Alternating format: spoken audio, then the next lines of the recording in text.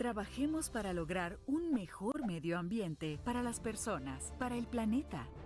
Durante la última conferencia regional de la FAO celebrada en Georgetown, Guyana, los 33 Estados miembros aprobaron unánimemente 4 prioridades regionales interconectadas que reflejan las 4 mejoras de la FAO. 4 dimensiones que contribuyen a la transformación de los sistemas agroalimentarios y que guiarán a la organización en América Latina y el Caribe hasta 2026. Los alimentos provienen del suelo y del agua. Sin embargo, la región es particularmente vulnerable al cambio climático y a las malas prácticas a nivel productivo que han generado degradación ambiental. Entre 2008 y 2018, las pérdidas en la producción agrícola relacionadas con desastres climáticos en América Latina y el Caribe se estimaron en $29.000 millones. En 2022, los desastres relacionados con el clima afectaron a 17 países. Si no actuamos hoy en la adaptación y mitigación al cambio climático, para el 2030, más de 3 millones de personas podrían alcanzar la pobreza extrema, en un escenario donde la escasez de agua se agravará. Por eso, en la región, la FAO trabaja por un mejor medio ambiente, priorizando la gestión sostenible de los recursos de la tierra, los suelos, el agua y la adaptación al cambio climático. En esa labor, también es clave el resguardo de la biodiversidad para lograr un equilibrio ecológico en los ecosistemas, garantizar la diversidad de alimentos y resguardar la cultura de las poblaciones con entornos ambientalmente sanos. A nivel urbano, las ciudades verdes y los centros de distribución de alimentos con reducción de huella ambiental, incluyendo el uso eficiente de energía y agua, también son clave. A través de esta prioridad regional, se busca proteger, restaurar y promover el uso sostenible de los ecosistemas terrestres, acuáticos y marinos y luchar contra el cambio climático.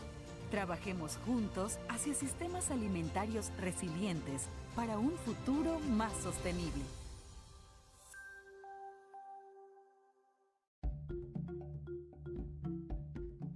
Me sacó de agua, como decimos los agricultores, porque nos dieron una semilla que sí les digo, si no hubiera sido la semilla que me dio el ingeniero, el agrónomo Soto, para mí 60, pues hubiéramos perdido, porque yo sembré más de manzana, un cuarto, y solo pude sacar 16 poquitos, y fue una barbaridad que le invertí. Al final, con la semilla que él me dio, fue admirable y toda la gente se admiró. Y he tenido la bondad de regalar, porque debemos de compartir lo poco que se tiene, pues compartirlo con los demás, porque no esperar, porque este año que pasó fue una experiencia para los agricultores. Ya era tiempo de sembrar y no teníamos la semilla. Ahora con una nueva semilla quizás nos va a beneficiar mejor, porque sembramos a la hora que nosotros queremos. Así es que para mí ha sido una experiencia más, y para todos los que hemos podido repartir las semillas también va a ser otra experiencia más.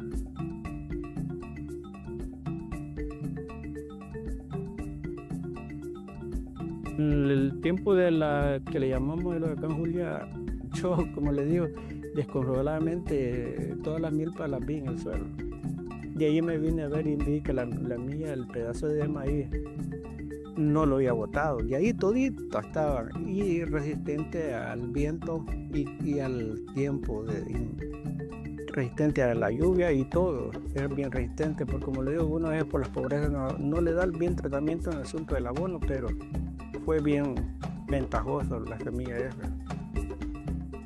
Y he repartido a la mayoría de gente que me ha pedido, y todavía tengo unos encargos que todavía tengo que dar, porque se trata de compartir y sacar la buena semilla de ahí para seguir produciéndola y mantener una semilla que a la hora que queremos sembrar la vamos a sembrar. Pues bien contenta con esta variedad que hemos estado probando en esta parcela. Es la primera vez que probamos Santa Cruz Corrillo. Me ha gustado porque ha sido muy resistente al cambio climático, en parte a la sequía y luego a las fuertes lluvias que tuvimos, y ha sido bastante buena. La dulzura del elote ha estado muy bueno también. Y pues ahora estamos ya sacando lo que es el maíz, que está muy bonito también. Vamos a seguir trabajando con él. Y la idea es seguirlo distribuyendo con los demás agricultores, productores de esta zona, ¿verdad? Ojalá que mucha gente más lo siga probando, porque sé que les va a gustar.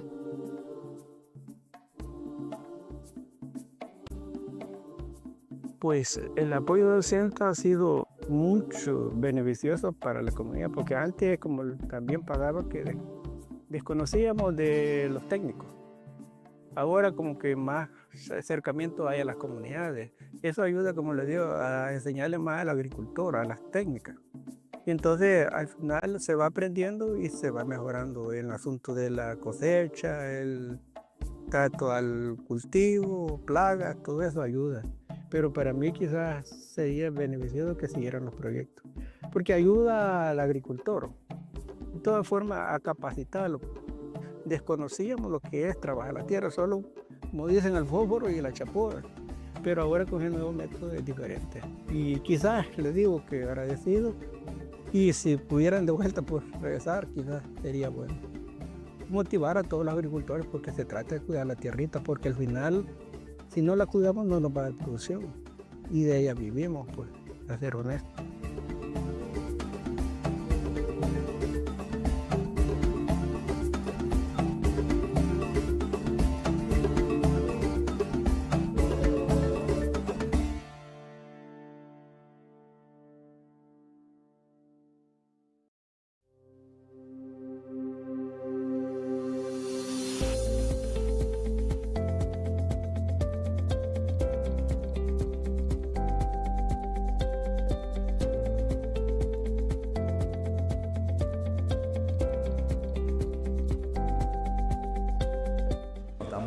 Acá para hablar de la prevención. Siempre que hablemos de políticas públicas que generen prevenir un determinado problema es la mejor estrategia. Hacer esta clase de trabajo demuestra también el interés que tenemos nosotros los técnicos paraguayos, una institución como el SENAVE, que justamente una de sus misiones es evitar que entre algunas plagas o enfermedades que nosotros no tenemos, y si llega a buscar la forma de que no genere una afectación al desarrollo del rubro o a la parte económica.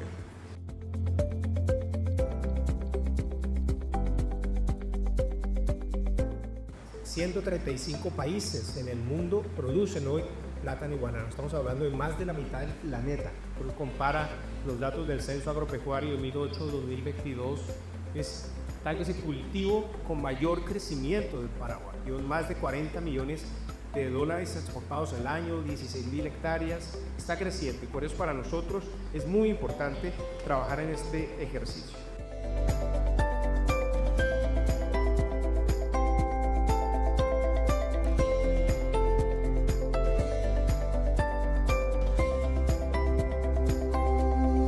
Nos encontramos en Tembiaporá, en Paraguay, celebrando el simulacro regional para los países de la COSABE como parte de la estrategia que se viene desarrollando en América Latina para prepararse, así como la contención de la marsites por fusarium en la raza 4 tropical.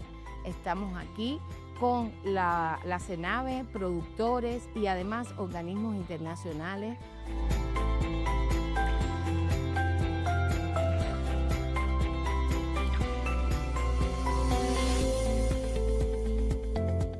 Es muy importante esta simulación que está haciendo el SENAVE, el FAO acá en esta zona, porque de hoy en adelante tenemos que estar preparados para cualquier aparición de enfermedades.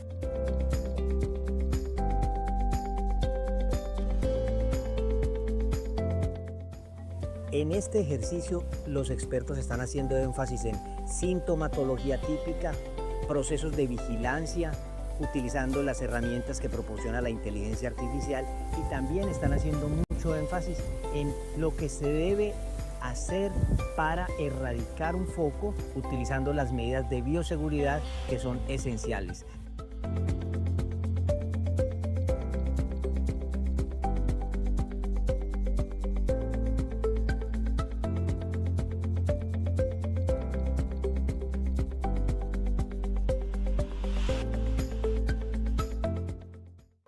Una vida mejor para las personas, sin dejar a nadie atrás. Durante la última conferencia regional de la FAO, celebrada en Georgetown, Guyana, los 33 Estados miembros aprobaron unánimemente 4 prioridades regionales interconectadas que reflejan las 4 mejoras de la FAO.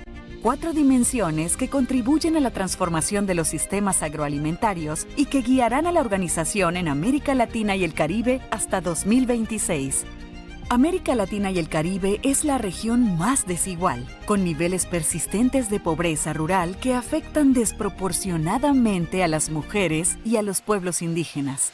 La exposición a múltiples riesgos que aumentan rápidamente está haciendo que los sistemas agroalimentarios sean vulnerables a diferentes crisis y choques, afectando los medios de vida rurales, especialmente para la agricultura familiar. En América Latina y el Caribe, el 25% de la población se identifica como indígena o afrodescendiente, mientras que las mujeres constituyen el 36% de los trabajadores del sistema agroalimentario en el mundo. Por eso en la región, la FAO trabaja por una mejor vida, priorizando una transformación rural inclusiva a través de acciones dirigidas a acelerar la inversión y la cooperación internacional. Erradicar la pobreza rural y reducir las desigualdades es fundamental para impulsar un desarrollo económico que ofrezca oportunidades para todos. Trabajemos juntos para reducir las desigualdades para un futuro más sostenible y resiliente.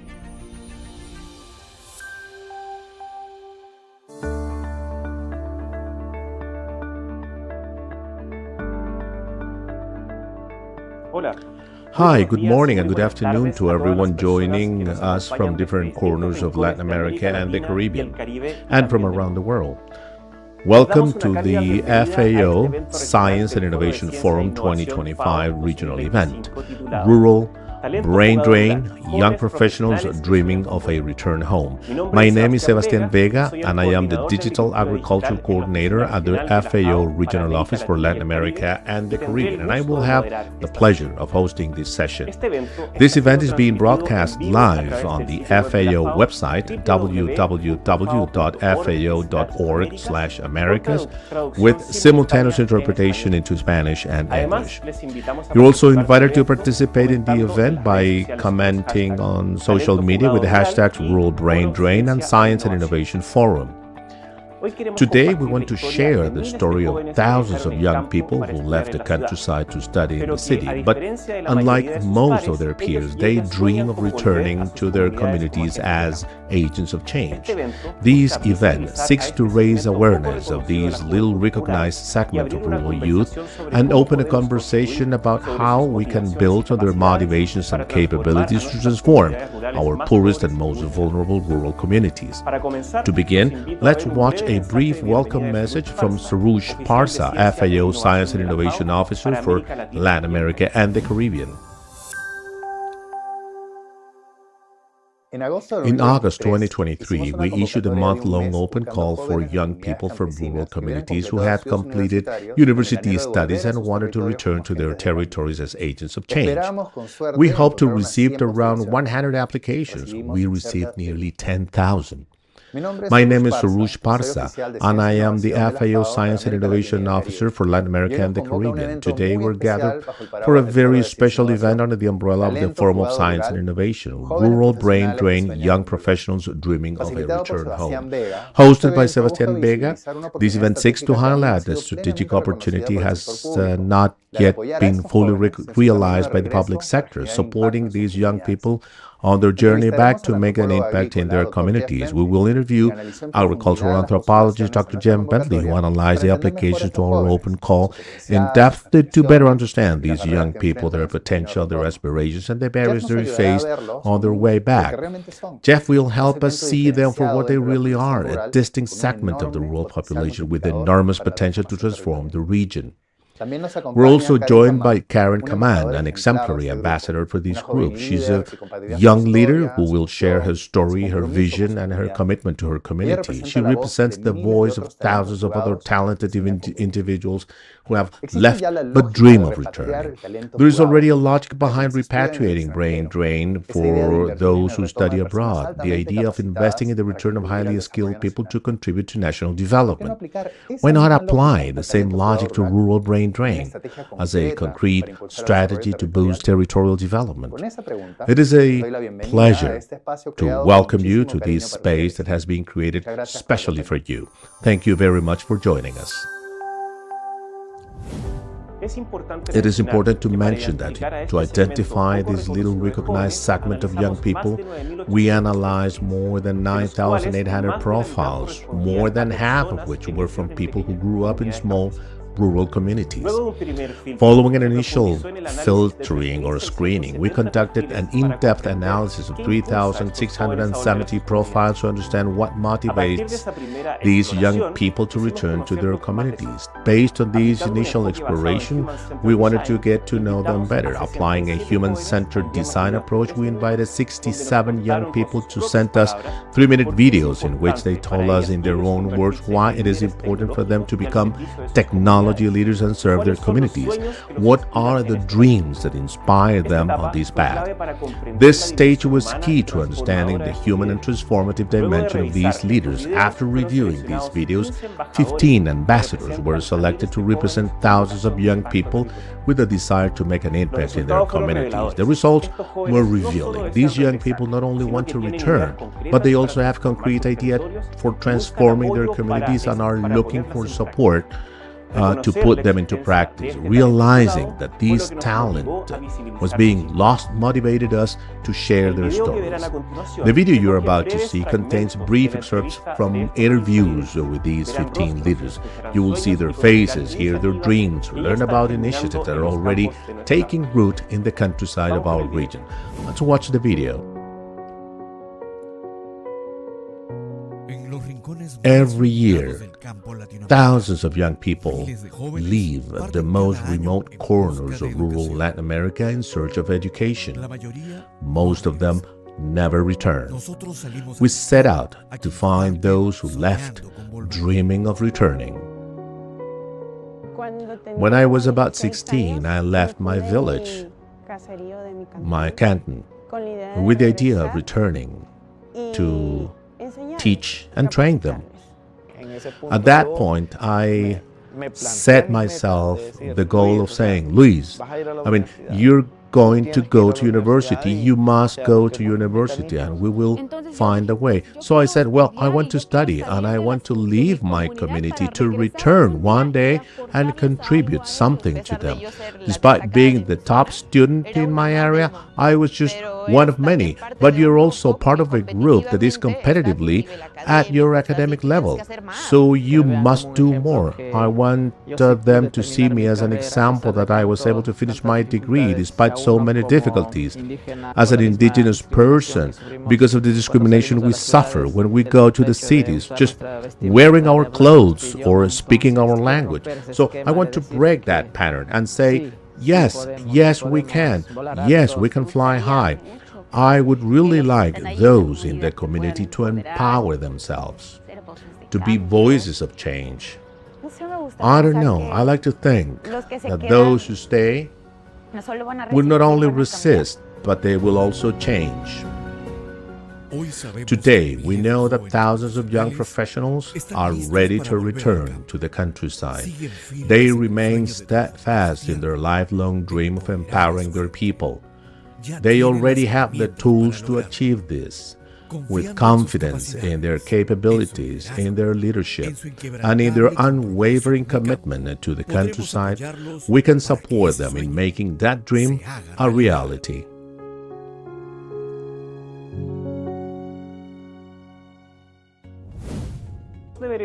After watching the video and learning about some of the young leaders behind this study, we want to delve even deeper into this reality. We will now speak live with Karen Kamen, one of the young women featured in the video. Karen is an ambassador of the Ayllu AgTech program. She's a young professional from Peru who represents many of the young people identified in the study. Welcome, Karen. It's a pleasure to have you with us. Thank you very much, Sebastian. Hi, everyone, and thank you for the opportunity to hear the voices of rural youth. That's great. Thank you for being with us, Karen. When a young person from a rural area gets the opportunity to go to university, many assume that they will not return to their community, right? Was it different in your case? Tell us, where did the desire to return come from? Given that you had the possibility of pursuing a professional career in the city. Why return to the countryside? Returning to my hometown or the countryside has held great meaning for me. In my case, living my community and studying at a public university, such as the Universidad Nacional Agraria de La Molina, which is one of the best in agricultural science and environmental sciences, has often been seen as a step backwards. Being able to decide to my hometown, to my community, which is a rural area in Leimebamba in the Amazonas department, I believe that from this perspective, we're only seeing other people's approach or vision of success, but not the roots or their personal interest, which is my case. I come from a rural family. My parents are farmers. My education has been based on or paid for by farming. I consider to have been more of an effort of resistance, of returning to my roots, and at the same time a personal and professional commitment that I have. I left home when I was 15, with many academic privileges as an outstanding student.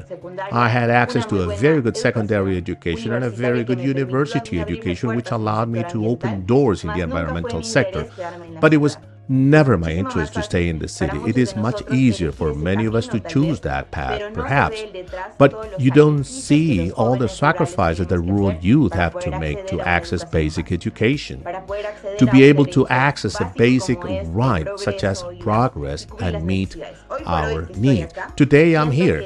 I feel that my role, however small, has contributed to the quality of life of other people and, above all, to the quality of life of those closest to me, starting with my family and my community, which is even smaller than a district. It has a population of less than 2,000 inhabitants, and that adds to my personal and family life. We have created an agricultural cooperative, for example, and we are gradually adding and pushing forward. From other perspectives, people probably think that I have taken a step backwards, or that I've given up many dreams. As someone once said to me, you could have been anywhere if you had wanted to, but this is the place I choose. And I believe that many of young people here will probably also allow me to build the network that rural areas need to become more professional. Many of us are the first generation in our families to attend university, and many of us are probably role models for other young people and the driving force behind education and rural and agricultural development in our communities. Great, Karen. Thank you very much. I see in you throughout your journey that you are a young leader in your community. You have surely overcome many obstacles to get where you are today, with a complete education and a lot of experience, and as well as a broader vision of rural life, right? Tell us a bit about what do you think the role of public entities should be in supporting talented young people like you? I believe that public entities linked to the education sector, as well as the local, provincial, and regional governments, or even from the perspective of different countries, play an important role. To start with education, in my case, all my education has been public, from elementary school to university, and I have had access to these opportunities thanks to my academic performance. It's a privilege for me because many people my age probably haven't had the same opportunities due to the different barriers in education that we face. I believe that many of us had access to the same level of education, but none of us received the corresponding talent tracking. And it is precisely the responsibility of the education sector to track talent, not only academic talent, but talent at different levels. The development of a community is not based solely on people who get the best grades, but on the people who perform best or put the most effort into different activities. However, since I left many academic spaces, I have never felt that academic follow-up, and I, who was an outstanding student, have not received it. Imagine other students who probably have other needs that could be complemented with public or by public policies that join local, regional, and provincial governments. Linking a talent bank to local governments is challenging. challenging and arguably unrealistic. There are platforms and educational spaces in universities where agricultural extension or extension in various professional fields is developed. These initiatives should be linked to local government agencies and academia. In Peru, for example, from my experience in the public sector, there is a decrease in budgets within local government. Local government funds are getting smaller, and if the priority of our political leaders is always going to be infrastructure, education, and local development will never be a priority. That is why the academia should be the bridge connecting these talents. This outstanding student who left everything behind to get an education, and say to them, hey, here is this star who wants to contribute to your community, and you can access them. Local government will never be an open door if it is not the academia that builds this bridge connecting us to these opportunities. Not all of us will decide to return to our communities, and not all of us will contribute, even if we do. But I believe that everyone has an important role to play, and these bridges must be built so that we can contribute and connect with these communities that need it so much. What a great answer, and so human too, especially considering everything you've been through, your experience as a young talent who left and then returned.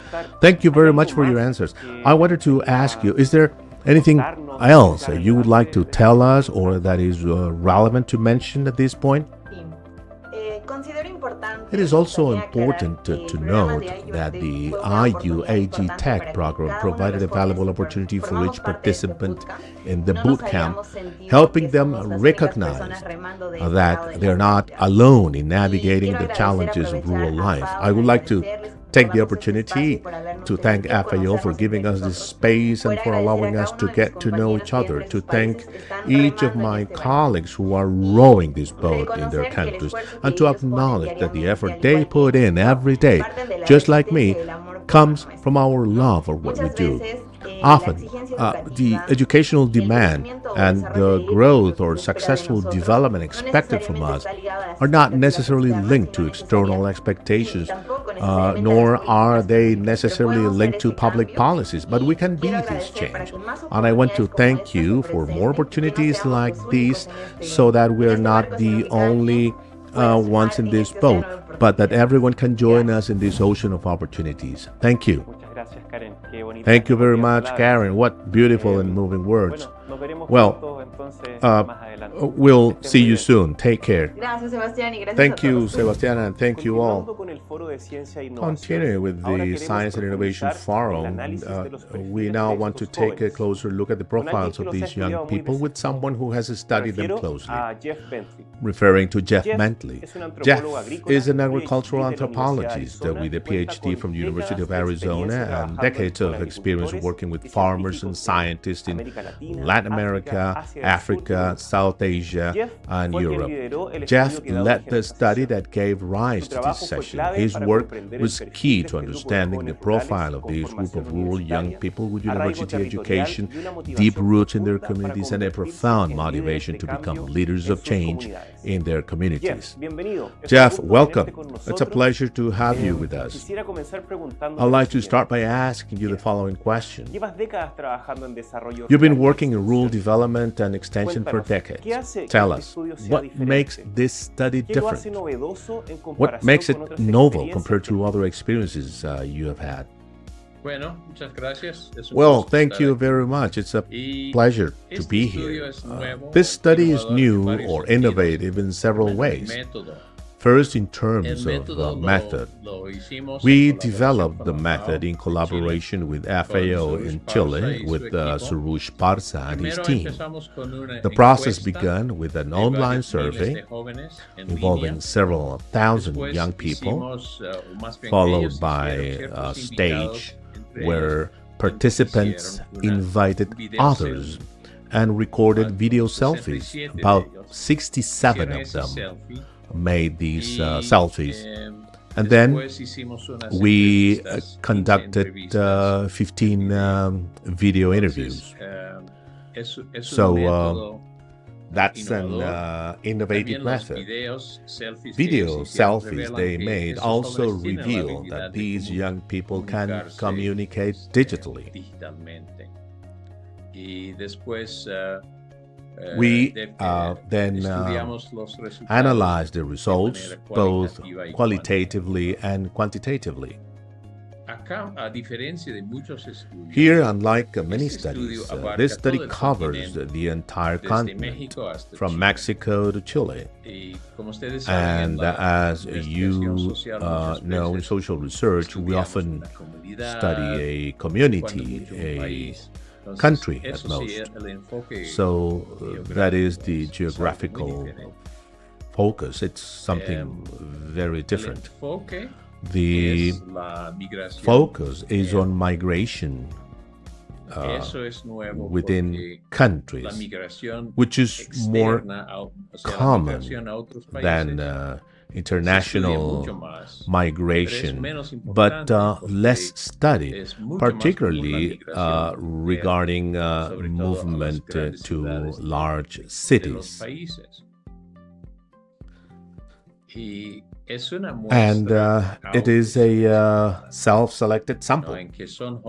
They are young people who wanted to participate in the study and are interested in agriculture. They are migrants who have a love for their community and want to return, or many of them have already returned. In addition, they are young people who have placed a lot of emphasis on their studies. In that sense, they are special people because they come from a rural environment where they're not always the best prepared for university. However, they have overcome many barriers, not only to study, but also to finish their studies and graduate.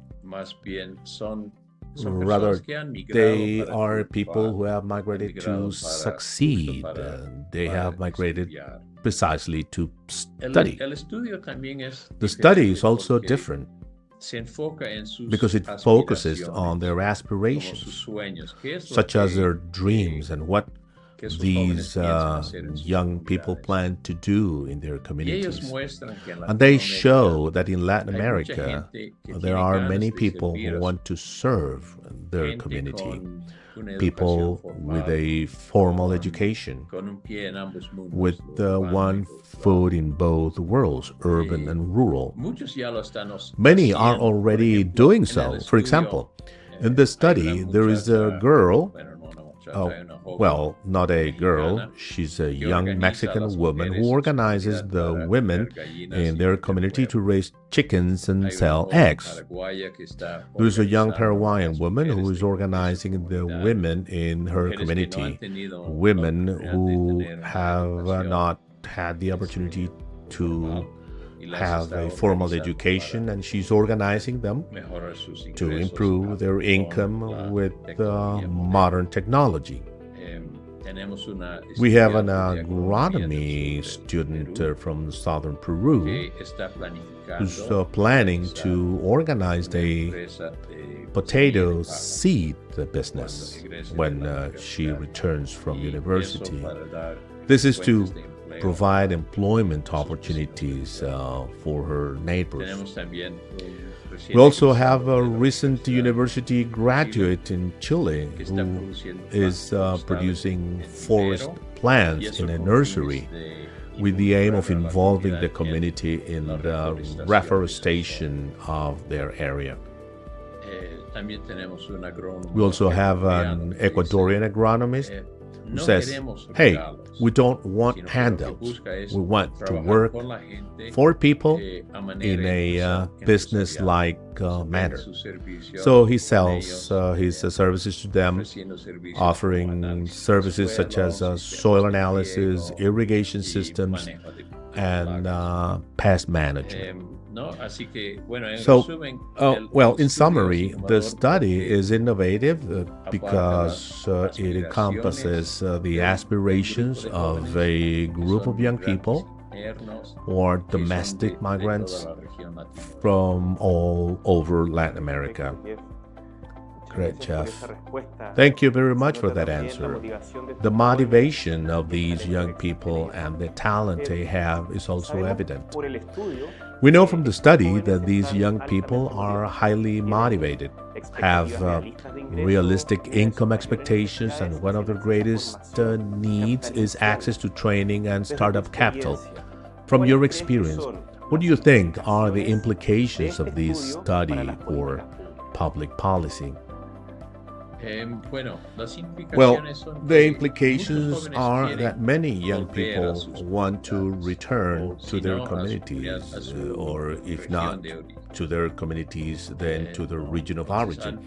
So they have thought of education to better themselves, but it is not that they want to escape their reality. Now, to return to their communities, they need an income. They can't just donate their time. They must earn a living. But I think they are more than just human resources. They are a treasure for their countries because of their commitment and the skills they have.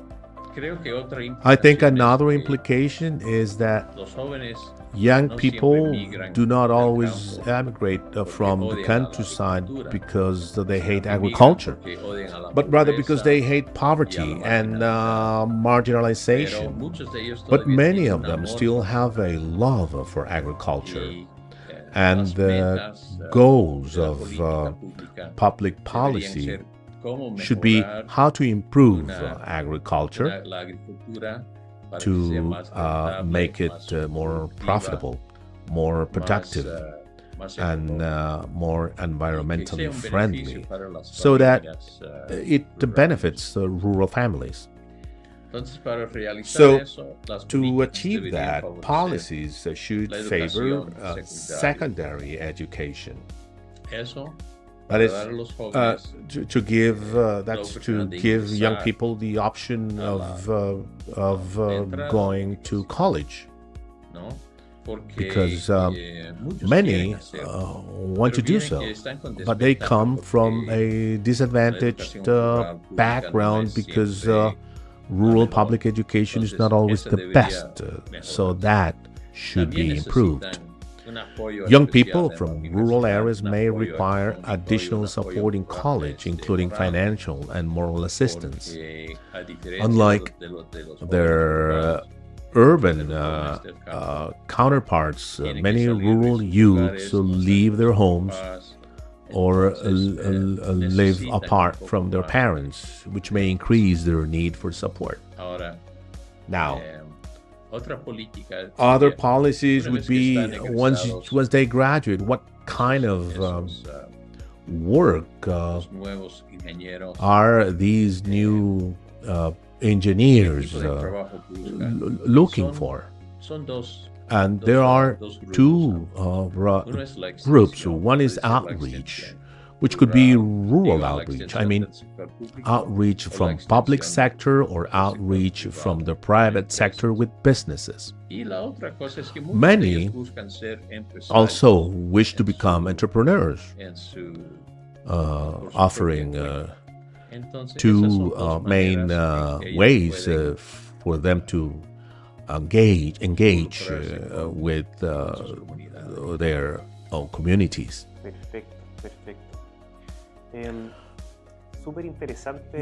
Great, that's an interesting perspective, thinking about these treasures that are young people and leaders in their communities who want to return. Very interesting. I want to ask you one last question, Jeff. How do you think young rural leaders could connect with the food for the future? What roles could they play? Well, it's important to distinguish, to acknowledge, to realize that there are different kinds of agriculture. For instance, conventional extensive agriculture tends to be innovative. And that's partly because it benefits from a lot of formal innovation. Now, that kind of agriculture can produce certain fruits.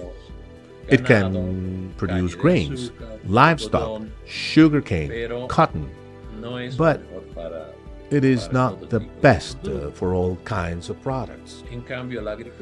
Small-scale agriculture, on the other hand, has an advantage in producing things that need more care, more attention, and more labor. For example, the black soldier fly is not a food for humans, but it has a lot of potential to be a food for livestock in the future. And it can be produced on a large scale or on a small scale. In Thailand, they have had a great success producing edible insects in small family-run hatcheries.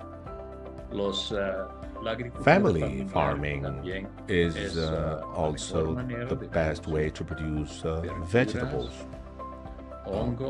mushrooms, greenhouses, and free-range eggs. Today, many people are rediscovering free-range eggs. They like them better because of their taste and nutrients, and they are willing to buy these products. So, when we develop a new technique, there are always some unforeseen impacts. I mean, for example, with cars, they had no idea that so many pedestrians would be killed by cars. That was something they had to discover. And then you try to solve that. And in agriculture, it's the same. New technologies always have this impact that we hadn't imagined. For example, farmed salmon. They have problems with the food source, with the health of the salmon, and with crossbreeding between farmed and wild salmon.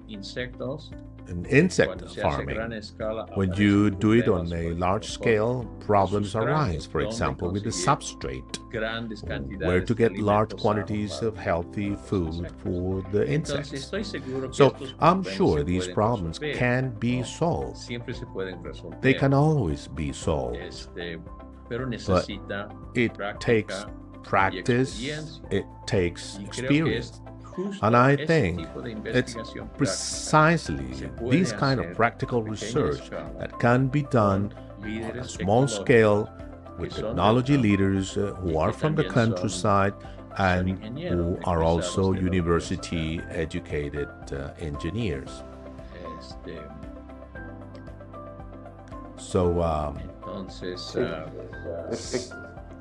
well, great. I mean, no, I mean, that's a very good point. It's very relevant to what's happening now. The projections for the future of food are very interesting. This link between young people and these new solutions and science and innovation to help us feed the future. Thank you, Jeff, for this interview. Really, it has been interesting to see the results of the study and to know that there is great potential in this unrecognized segment of rural youth. Thank you, Karen, for your impactful testimony and sharing your experience. Thank you very much, Jeff and Karen. Take care. And see you soon. Bye for now. Well, thank you. It's very interesting to learn about the results of the study and to know that there is a potential in this unrecognized segment of rural youth. Today, we wanted to make visible a generation that often remains invisible. Rural youth with university education, a commitment to the region, and a dream of transforming their communities. You're invited to follow these events on social media and explore the content available on the FAO Science and Innovation Forum. If you're a rural youth or part of an organization interested in supporting these talented young people, we encourage you to contact us through the link available on the official event page. We also invite you to reflect on how you can contribute from your own roles to facilitate the return of these young people to their communities. We also thank the hundreds of people who joined us online. I remind you that if you would like to watch this event again, it is now available at www.fao.org/Americas. Thank you very much for joining us and have an excellent day.